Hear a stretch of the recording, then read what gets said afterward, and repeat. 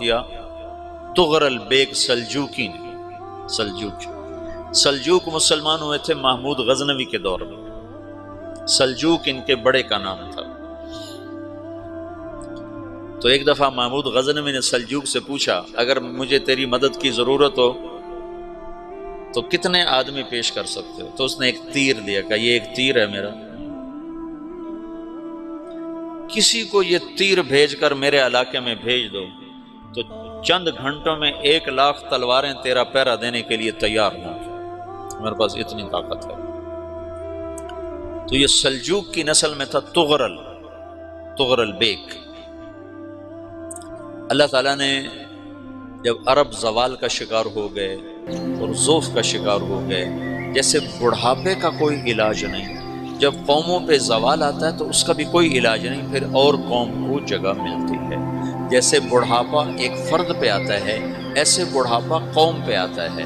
قوم کا بڑھاپا جوانی میں نہیں لوٹ سکتا، جیسے فرد کا بڑھاپا جوانی کی طرف نہیں لوٹ سکتا، قوم کا بڑھاپا جوانی کی طرف نہیں لوٹ سکتا، کوئی علاج نہیں، نئی نسل کا آنا ہی علاج ہے۔ تو عرب دھل چکے تھے، 600 سال بہت ہوتے ہیں حکومت کو، اپنی صفات گم کر چکے تھے، اب نئے خون کی ضرورت تھی۔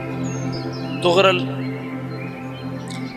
بیگ پہلا شخص تھا جس نے آ کر اہل السنت والجماعت کو استحکام بخشا، شیعوں کی حکومت کو ختم کیا، بغداد سے، شام سے، ان سارے علاقوں سے۔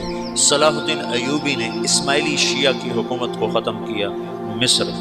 العاضد ان کا آخری خلیفہ تھا صلاح الدین ایوبی، نور الدین زنگی رحمۃ اللہ علیہ کا پروردہ تھا، اس کا دوست تھا، اس کے دوست بھی تھا، بچہ بھی تھا اس کے سامنے، زیادہ لکھنے پڑھنے کا شوق تھا۔ پھر اللہ تعالیٰ نے اس سے کام لیا اور اس کو مصر کا گورنر بنا کے بھیجا، مصر کی مدد کے لیے بھیجا۔ تو وہاں اس نے صلاح الدین ایوبی نے وہاں ختم کیا، تغرل بیگ نے یہاں ختم کیا۔ تو پھر سلجوک جو تھے نا یہ اقتدار میں آئے، ادھر ختم ہو گئی سلطنت ابن عباس کی، مصر ایک چھوٹی سی ترکوں کی سلطنت۔